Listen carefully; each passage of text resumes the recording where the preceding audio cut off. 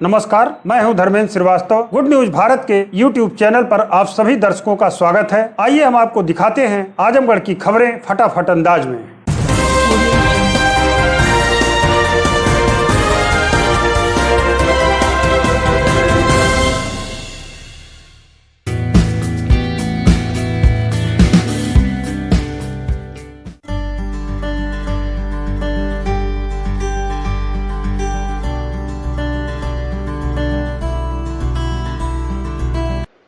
UP के आजमगढ़ जिले में एक युवक को एक तरफा ऐसा इसका परवान चढ़ा कि मन की इच्छा पूरी न होने पर उसने युवती की गला घोंटकर हत्या कर दी।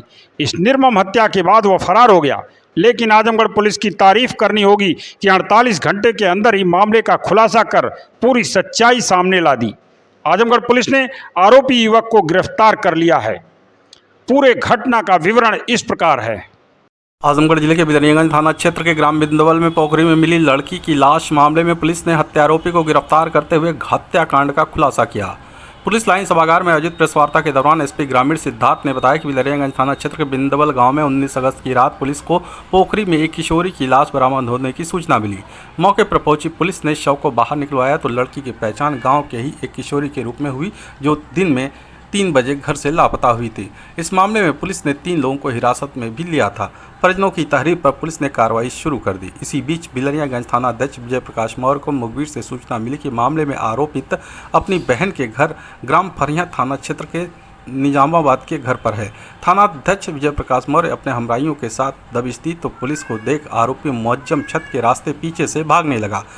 पुलिस द्वारा घेराबंदी कर उसे गिरफ्तार कर लिया गया। पूछताछ में अभियुक्त ने बताया कि उसकी बिंदवल बाजार में मोबाइल की दुकान है, जहां कभी कभी मृतका आती थी। अभियुक्त काफ़ी समय से मृतका से अनुचित अपेक्षा रखता था तथा संबंध बनाना चाह रहा था, परंतु उसे इसमें सफलता नहीं मिल रही थी। 19 अगस्त को आरोपी मुअज्जम अपनी दुकान से गाँव की तरफ जा रहा था कि रास्ते में मृतका उसे मिली। उसने मृतका को घर छोड़ने के बहाने अपनी मोटरसाइकिल पर बैठा लिया तथा उसे पोखरी के पास स्थित कोठरी में ले गया। मृतका द्वारा इसका विरोध करते हुए चिल्लाने का प्रयास किया गया तो मृतका के चिल्लाने से लोगों के इकट्ठा होने के डर से उसने किशोरी का गला दबा दिया, जिससे उसकी मौत हो गई। घटना को छिपाने के लिए मुअज्जम द्वारा उसे मृत शरीर को बगल में स्थित पोखरी में फेंक दिया गया। दिनांक 19/8/22 को थाना बिलरियागंज के ग्राम बिंदवल में पुलिस को यह सूचना प्राप्त हुई कि झूरी की पोखरी में एक युवती का शव है। इस पर पुलिस तत्काल मौके पर पहुंची और शव को निकाला गया तो उसकी शिनाख्त गांव की ही एक युवती के रूप में हुई। परिजनों की दी गई तहरीर के आधार पर थाना बिलरियागंज पर मुकदमा अपराध संख्या 187/22 धारा 302, 201 IPC पंजीकृत किया गया और उसकी विवेचना थानाध्यक्ष बिलरियागंज द्वारा प्रारंभ की गई। विवेचना के दौरान परिजनों के बयान, परिस्थितिजन्य साक्ष्य और वैज्ञानिक साक्ष्य संकलन के आधार पर मुअज्जम पुत्र स्वर्गीय इसरार अहमद उर्फ झूरी का नाम प्रकाश में आया। पूछताछ से यह ज्ञात हुआ अभियुक्त की गिरफ्तारी का थाना निजामाबाद के ग्राम फरिया से की गई और अभियुक्त से पूछताछ के दौरान यह बात प्रकाश में आई कि युवती अभियुक्त की मोबाइल की दुकान पर आया करती थी, तो अभियुक्त उससे अनुचित अपेक्षा करता था। दिनांक 19/8 को घर ले जाने के बहाने अभियुक्त उसको अपने साथ ले गया तथा पोखरी के बगल में स्थित कोठरी में ले गया, जहां उससे अनुचित अपेक्षा की गई, जिसमें उसके द्वारा शोर मचाने का प्रयास किया गया। इसी दौरान अभियुक्त द्वारा उसका गला दबा दिया गया तथा साक्ष्य छिपाने के लिए बगल की पोखरी में उसकी बॉडी को डाल दिया गया। इसके साथ कुछ और लोग भी थे या सिर्फ यही घटना में शामिल? अभी विवेचना प्रचलित है, समस्त बिंदुओं पर विवेचना की जा रही है। अगर किसी और की भी संलिप्तता पाई जाती है उसके खिलाफ भी नियमानुसार विधिक कार्रवाई की जाएगी। प्रतियोगी परीक्षाओं में नकेल कसने के लिए आजमगढ़ के एसपी अनुराग आर्य ने बड़ी कार्रवाई की है। आजमगढ़ के एसपी ने प्रतियोगी परीक्षाओं में नकल कराने वाले 7 आरोपियों को नकल माफिया घोषित कर दिया है। यह आरोपी टीईटी, यूपी टेट, सीटेट, पेट परीक्षाओं में पैसा लेकर पास कराने का ठेका लेते हैं। जिले में 24 जनवरी को टेट परीक्षा का खुलासा करते हुए डीआईएस ऑफिस के बाबू और कई स्कूल के प्रबंधकों सहित 22 आरोपियों को जिले के एसपी अनुराग आर्य ने गिरफ्तार किया था। इन सभी 22 आरोपियों पर गैंगस्टर एक्ट के तहत कार्रवाई भी की गई थी। विवेचना में नाम आने के बाद फरार चल रहे पूर्व ब्लॉक प्रमुख इसरार अहमद की 35 लाख की संपत्ति 13 अगस्त को कुर्क की जा चुकी है। ये सभी आरोपी प्रतियोगी परीक्षाओं में आर्थिक लाभ के लिए परीक्षा केंद्रों से साठ गांठ कर नकल कराने का ठेका लेते हैं। जिले के एसपी अनुराग आर ने जिन 7 लोगों को नकल माफिया घोषित किया है उसमें मॉडर्न इंटर कॉलेज भदली के मैनेजर वेद प्रकाश यादव, सूर्य प्रकाश यादव प्रबंधक, हरिश्चंद इंटर कॉलेज भदली, धर्मेंद्र कुमार राय और बबलू राय DIS ऑफिस का बाबू जिसने परीक्षा केंद्र आवंटन और परीक्षा से संबंधित सभी कार्य देखा। मैनेजरों से सेटिंग का मास्टरमाइंड बबलू राय ही है। शेख रहमत इंटर कॉलेज रानी की सराय का मैनेजर इसरार अहमद के ऊपर पेपर लीक कराने का आरोप है। रानी की सराय थाना क्षेत्र का रहने वाला सिकंदर यादव पुत्र मूलचंद यादव भी पेपर लीक कराने का आरोप है।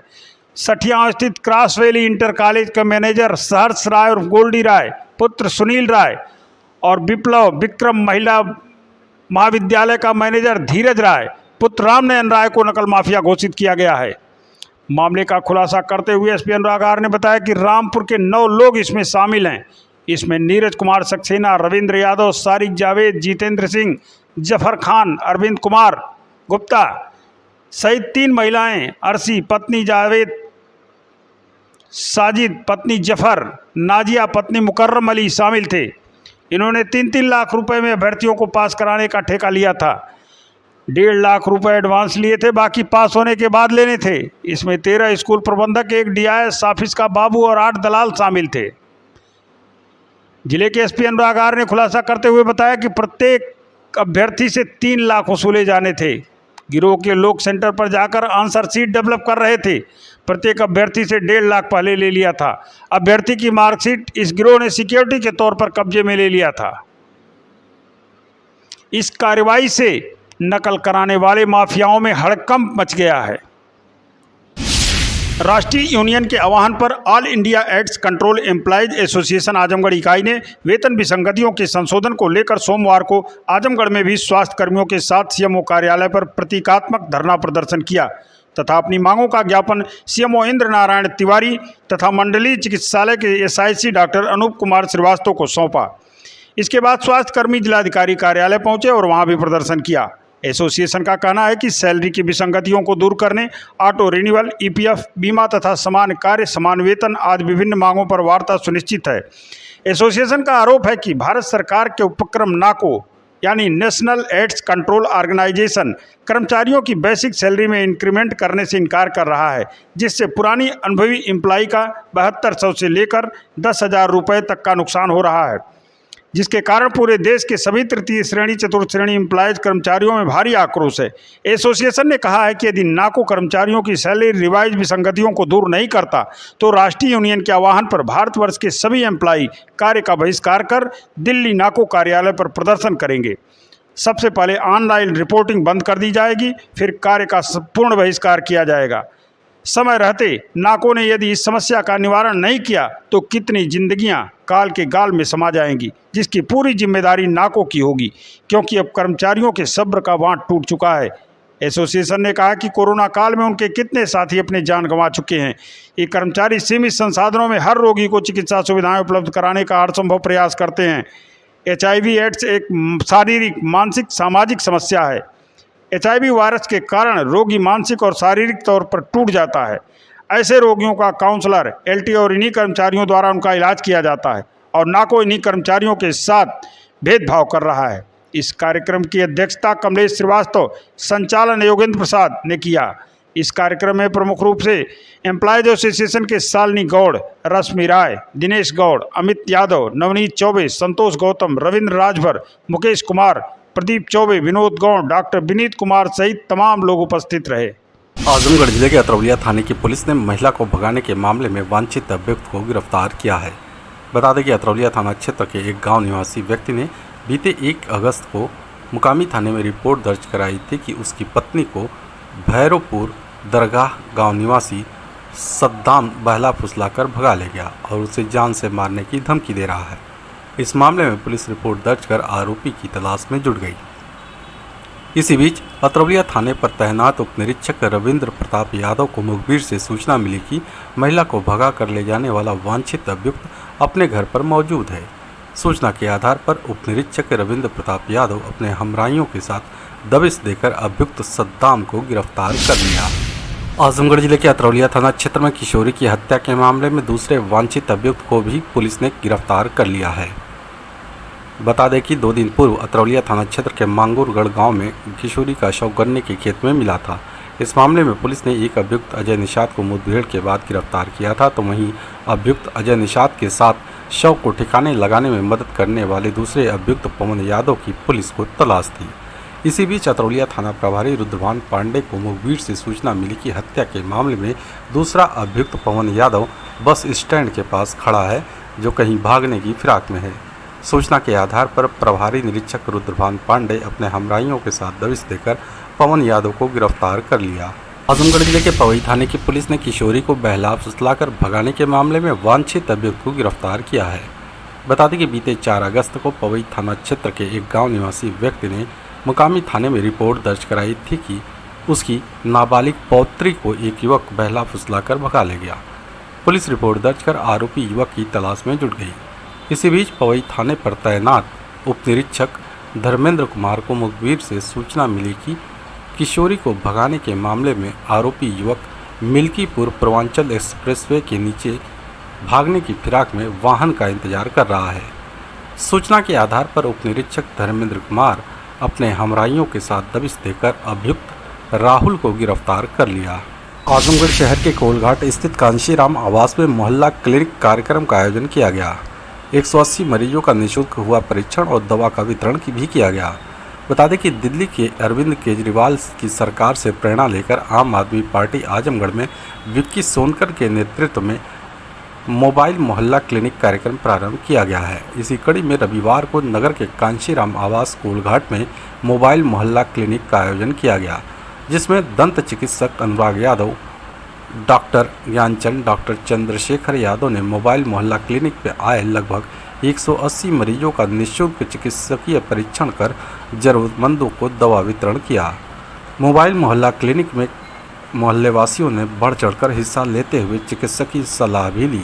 इस मौके पर doctor Anurag Yadav, doctor Hariram, doctor Gyanchand, doctor Chandrashekhar, Mohammad Arif, Sanjay Ram, Satan Patel, Ramesh Yadav, Ramesh Maurya, Ashok Yadav, Guddu Jamali, Satish Yadav, Rahul Sonkar, Brajesh Sonkar, Shivam Sonkar, Akash Sonkar सहित पार्टी के अन्य पदाधिकारी व कार्यकर्ता उपस्थित रहे। आजमगढ़ शहर के एक होटल सभागार में पत्रकारों के विभिन्न हितों के मद्देनजर द प्रेस क्लब के बैठक का आयोजन किया गया।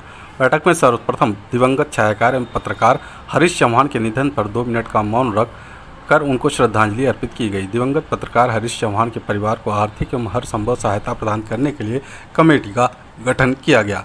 बैठक का संचालन संदीप उपाध्याय एवं अध्यक्षता एस.के. सत्यम द्वारा की गई। बैठक में अध्यक्ष एस.के. सत्यम द्वारा क्लब के सदस्यों द्वारा विभिन्न बिंदुओं पर चर्चा कर उन्हें सलाह मशवरा किया गया, जिसमें पत्रकारों के बीमा से लगायत किसी भी अचानक हुई घटना से हुई क्षति से पत्रकारों को आर्थिक सहायता देने पर सर्वसम्मति से रूपरेखा तय की गई। इसी क्रम में बैठक में सर्वसम्मति से एस.के. सत्यन को पुनः अध्यक्ष चुना गया। बैठक में यह भी निर्णय लिया गया कि दी प्रेस क्लब के सदस्यों को जल्द ही पहचान पत्र मुहैया कराया जाएगा। अध्यक्ष एस.के. सत्यन द्वारा दी प्रेस क्लब के खाता में आपदा राहत हेतु अपनी तरफ से 1 लाख रुपए की धनराशि जमा करने की बात कही गई। बैठक में पत्रकारिता जगत में सराहनीय कार्य करने वाले पत्रकारों को आगामी बैठक के दौरान सम्मानित करने का भी निर्णय लिया गया। इसी कड़ी में पत्रकारों की चिकित्सकीय आवश्यकताओं पर चर्चा हुई, तो मौके पर उपस्थित वेदांता ग्रुप के डायरेक्टर विशाल जायसवाल ने अपने संस्थान में चिकित्सकीय जाँच पर दी प्रेस क्लब के सदस्यों को विशेष छूट प्रदान करने की घोषणा किया। प्रेस क्लब आजमगढ़ की आज जो बैठक की गई है उसमें कई मुद्दों पे चर्चा की गई है और इसमें सारे मेंबर मौजूद थे। उन लोग के सुझाव पर जो है कई कार्य किए जाएंगे। सबसे पहला तो है सभी सदस्यों का बीमा होगा और दूसरी तरफ जो है जो हमारे सदस्य किन्हीं कारणों से कोई परेशानी में आ गए हैं या नहीं रहे हैं उनके लिए कुछ काम करेंगे हम लोग। और तीसरी चीज़ है जो भी बीमार पड़ेगा जो उसकी फैमिली के उनके लिए भी हम लोग जो है एक योजना चला रहे हैं लोगों के द्वारा सहयोग लेकर और साथ में प्रेस क्लब भी उसमें अपना सहयोग देगा। मैं विशाल जायसवाल, डायरेक्टर वेदांता ग्रुप। आज हम लोगों ने एक नई पहल की शुरुआत की है। जैसा कि हमारे समाज में जो है हर तबके के लोग रहते हैं और हम लोग के बहुत ही बड़े सहयोगी और पूरे समाज के बहुत ही बड़े सहयोगी जो हमारा पत्रकार क्लब होता है, उन लोग हर तरीके की सूचना हमें प्रोवाइड करते हैं और हर तरीके के हम लोग के सुख दुख में हम लोग की चीज़ों को आगे तक बढ़ाते हैं, यहाँ से लेके दिल्ली तक। तो आज एक मीटिंग हुई है, उसमें हम लोगों ने ये एक निश्चय लिया है कि हम क्यों न समाज के लोग मिल के इन लोग के लिए भी कुछ अपनी तरफ से जो भी हम लोग सहयोग कर सकते हैं करें। तो आज वेदांता ग्रुप ने एक ये प्रण लिया है कि पत्रकार क्लब के लिए, आजमगढ़ पत्रकार क्लब के लिए जिस भी प्रकार की वेदांता ग्रुप से सहायता की ज़रूरत होगी उसके लिए हम हमेशा जो है तैयार हैं। पहले भी हम करते रहे हैं और आज भी हर तरीके से, हर प्रकार के सहयोग के लिए पूरी तरीके से वेदांता ग्रुप तैयार है। खबरों में हो चला है एक छोटा सा ब्रेक। आप देखते रहिए good news Bharat.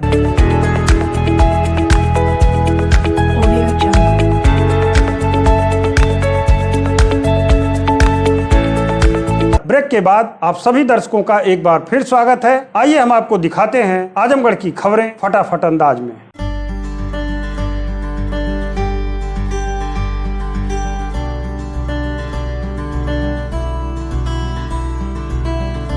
Azamgarh jail में बंद सपा विधायक रमाकांत यादव से मिलने पहुंचे सपा के राष्ट्रीय अध्यक्ष अखिलेश यादव पर विपक्षी पार्टियों ने निशाना साधना शुरू कर दिया है। इसी कड़ी में राष्ट्रीय उलमा काउंसिल ने समाजवादी पार्टी के राष्ट्रीय अध्यक्ष अखिलेश यादव के आजमगढ़ जेल में जाकर सपा विधायक रमाकांत यादव से मुलाकात पर सख्त ऐतराज जताया है। पार्टी प्रवक्ता एडवोकेट तलहार अशादी ने प्रेस को जारी वीडियो बयान में सवाल किया है कि यूपी के पूर्व मुख्यमंत्री व आजमगढ़ के पूर्व सांसद अखिलेश यादव जेल में बंद हत्या के आरोपी व शराब माफियाओं के संरक्षक माफिया विधायक से मिलने तो पहुंच जाते हैं, पर किसी मुस्लिम विधायक सपा के मुस्लिम कार्यकर्ता से मिलने जेल नहीं पहुंच पाते। उन्होंने पूछा कि अखिलेश जी 2.5 साल तक जेल में बंद प्रदेश के बड़े नेता आजम खां से नहीं मिल पाते, न ही बरेली के अपने मुस्लिम विधायक सहजिल इस्लाम जिनकी संपत्ति पर भाजपा सरकार ने बुलडोजर चला दिया, उनसे मिलने जा पाते हैं, और न ही अपने आजमगढ़ के संसदीय कार्यकाल में बिलरियागंज में सीएए आंदोलन के दौरान पुलिस की लाठीचार्ज में घायल मुस्लिम महिलाओं, जेल में बंद मुस्लिम नौजवानों बुजुर्गों से मिलने पहुंच पाते हैं। आखिर अखिलेश जी को मुसलमानों से इतना परहेज क्यों है? उत्तर प्रदेश की आवाम और ख़ास तौर से यूपी का मुसलमान यह देख रहा है और उसे याद रखेगा।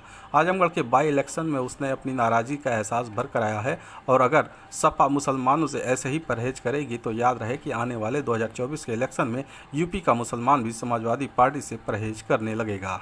समाजवादी पार्टी के राष्ट्रीय अध्यक्ष, उत्तर प्रदेश के पूर्व मुख्यमंत्री और आजमगढ़ के पूर्व सांसद श्री अखिलेश यादव जी आज आजमगढ़ आए हुए हैं।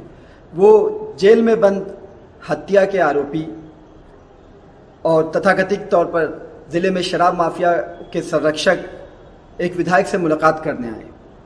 ये उनका फैसला है, ये उनकी समाजवादी विचारधारा हो सकती है, पर उत्तर प्रदेश की आवाम, आजमगढ़ की आवाम और ख़ास तौर से उत्तर प्रदेश का मुसलमान उनसे ये पूछना चाहता है कि जब उनके वरिष्ठ नेता, कई बार के सांसद विधायक श्री आजम खां जेल में बंद थे तो 2.5 साल में उनसे मिलने नहीं जा सके। वो इस मौजूदा सत्र में उनके विधायक शहजिल इस्लाम, जिनके घर पर बुलडोजर चला दिया गया, जिनकी संपत्ति पर, उनसे मिलने नहीं जा सके।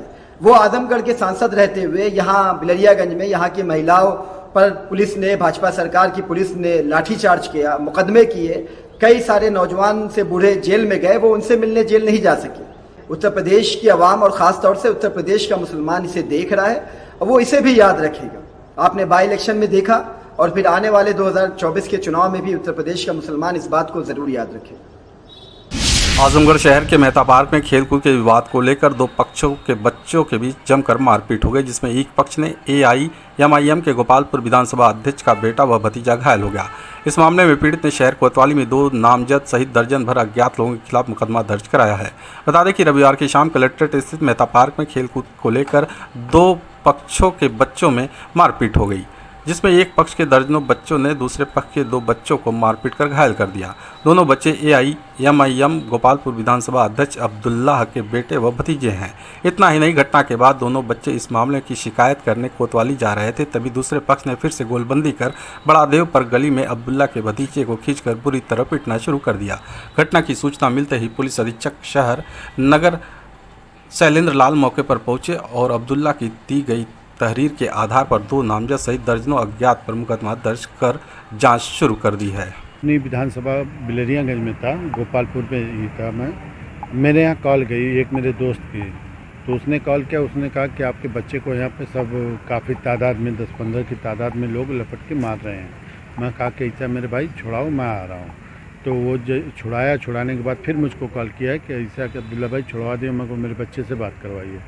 मैं अपने बच्चे से बात किया, मैं इससे यही कहा कि बाबू बेटा वहाँ से हट जाओ, फ़ौरन आ जाओ कोतवाली में। मैं कोतवाली पहुँच रहा हूँ। तो मैं वहाँ से बिलरियागंज आने में मुझको जो भी वक्त लगा हो, मैं यहाँ बड़ा देव के पास पहुँचा हूँ तो यहाँ पे मेरा बच्चा खड़ा हुआ था, तो वहाँ पे भी लोग घेराबंदी कर लिए थे, वहाँ पे भी दौड़ाना शुरू किया। जब तक मेरा बच्चा मुझको आवाज़ दिया तो मुझको देख के वो सब बाइक से भाग गए। मेरा भतीजा यहाँ पे खड़ा हुआ था, मेरे भतीजों को उठा के ले गए। ये कौन सी मातबर, ये कौन सा मोहल्ला है, यहाँ पे ले जाके मेरे भतीजे को मार रहे थे। तो वहाँ से यहाँ से दौड़ता हुआ मैं गया हूँ, तो वहाँ पे देखा हूँ। वो भी मुझको पता नहीं चलता। अब मेरा भतीजा मुझको कॉल किया कि चाचा मुझको मार रहे हैं, बचा लो। कहाँ? कह रहा है सूरज टाकिज के सामने वाली गली में हूँ। तो मैं भागा गया वहाँ पे, तो मैं देखा तो मंजर तो पत्थर लोग चला रहे थे, मैं डिफेंस कर रहा था। शाम को लगभग 6:15 बजे मेहता पार्क में 14-15 साल के बच्चों के बीच में मारपीट हुई, जिसमें 2 बच्चों को चोट आई है। इसमें पुलिस के द्वारा मुकदमा अपराध संख्या 398/22, धारा 147, 323, 506, 504 कायम किया गया है और शीघ्र वैधानिक कार्रवाई इसमें की जाएगी। इसमें 2 लोग नामजद हैं और 8-10 लोग इसमें अज्ञात हैं। आजमगढ़ जिले में लोक दायित्व के तत्वाधान में पवन कुमार सिंह के नेतृत्व में भूगोल विशेषज्ञों की एक टीम ने सरयू नदी की 5वीं बार यात्रा की। यात्रा का उद्देश्य ड्रोन कैमरे से हवाई सर्वेक्षण के दौरान मूल सरयू के मार्ग को चिन्हित कर उसे सदा नीरा करना एवं सूख रही जलधारा को बनाए रखना है। इस टीम में doctor Ghanshyam Dubey DCSK college Mau, doctor Shashank Pandey girls degree college Mubarakpur, doctor Yogesh Dayalu Singh Shri Krishna Gita PG college Lalganj शामिल हुए। डॉक्टर योगेश सिंह ने प्राथमिक सूचनाएं आंकड़ा जनसंवाद से इकट्ठा किया। इसी क्रम में मंगरू निषाद निवासी साबितपुर ने बताया कि नदी में नाव चलती थी। साबितपुर के नाम से घाट भी था। चौड़ाई लगभग 15 कट्ठा, गहराई 5 फीट थी। डॉक्टर शशांक पांडे ने नदी के ढाल कगार का अध्ययन किया। डॉक्टर घनश्याम दुबे ने नदी का टोपोग्राफिकल अध्ययन किया, जिसमें अवसादों के जमाव प्रमुख हैं। उन्होंने बताया कि मूल सरयू के खत्म होने का प्रमुख कारण नदी की धारा को बांध बनाकर बंद कर देना है। सभी ने कहा कि जरूरत पड़ने पर हम सभी इस अभियान से जुड़ेंगे और सहयोग भी करेंगे। यात्रा के संयोजक लोक दायित्व के प्रमुख पवन कुमार सिंह ने बताया कि यह यात्रा मूल गढ़वल बांध से साबितपुर बाजार होते हुए महाराजगंज चांदपट्टी होते हुए सलोना ताल पर संपन्न हुई। आजमगढ़ मंडलायुक्त मनीष चौहान ने सभी अधिकारियों को निर्देश दिया कि विभागीय कार्यों में अपेक्षित तेजी लाते हुए प्रगति को नियमित रूप से समय सीमा के अंदर फीड कराएं तथा मंडल को टॉप 10 में लाना सुनिश्चित करें। वह अपने कार्यालय सभागार में सर्वोच्च प्राथमिकता कार्यक्रमों तथा कर करेत्तर एवं अन्य राजस्व कार्यों की प्रगति की समीक्षा कर रहे थे। मंडलायुक्त मनीष चौहान ने कहा कि कतिपय कार्यों में प्रगति अपेक्षा अनुरूप होने के बावजूद उसकी समय से ऑनलाइन फीडिंग नहीं कराए जाने का कारण जनपद एवं मंडल की रैंकिंग प्रभावित होती है। इसलिए संबंधित अधिकारियों को इसके प्रति सतर्क रहना होगा। उन्होंने विभागवार प्रगति की समीक्षा के दौरान अधिशासी अभियंता लघु सिंचाई को निर्देशित किया कि बोरिंग की क्वालिटी किसी भी दशा में खराब नहीं होनी चाहिए। सरकारी विभागों के विद्युत बकाया के संबंध में मंडलायुक्त ने कहा कि जिन विभागों का जो भी विद्युत बकाया है वे अपने विभाग से तत्काल भुगतान हेतु बजट की मांग करें। उन्होंने प्रधानमंत्री किसान सम्मान निधि की समीक्षा करते हुए संयुक्त कृषि निदेशक को निर्देश दिया कि यद्यपि कि डाटा फीडिंग लक्ष्य के सापेक्ष है, परंतु डाटा सुधार पूर्ण नहीं है। इस ओर ध्यान देकर शीघ्रता से पूर्ण कराया जाए। मंडलायुक्त ने कहा कि किसानों का KYC प्राथमिकता पर कराएं तथा सत्यापन में जिन लोगों के खाते में गलत ढंग से धनराशि भेजी गई है उनसे वसूली की कार्रवाई कराएं। मंडलायुक्त ने स्वास्थ्य विभाग के कार्यों की समीक्षा में पाया कि आयुष्मान भारत योजना के तहत जनपदों को गोल्डन कार्ड कम बने हैं। उन्होंने अपर निदेशक स्वास्थ्य को निर्देश दिया कि गोल्डन कार्ड में जहां का कवरेज कम है वहां कैंप लगाकर व्यापक प्रचार प्रसार करते हुए कार्ड बनाने की कार्रवाई की जाए तथा अधिक से अधिक लोगों को लाभान्वित किया जाए।